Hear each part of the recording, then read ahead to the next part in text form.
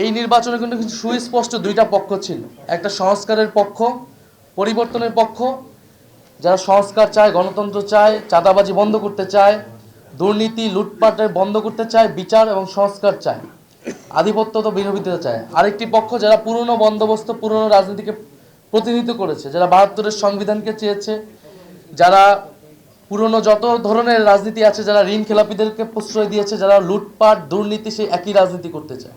ফলে জনগণ ব্যাপকভাবে যেই ৬০%-এর বেশি, ৬০+ সংস্কারের পক্ষে তারা ভোট দিয়েছে, সে একই জনগণ কিন্তু ১১ দলের পক্ষেও ভোট দিয়েছে।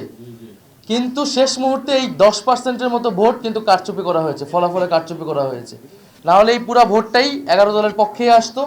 শেষ মুহূর্তে ১১ দলের অনেক গুরুত্বপূর্ণ নেতাকে এবং প্রার্থীকে হারিয়ে দিয়ে ক্ষমতা নিয়ে নেওয়ার চেষ্টা করেছে।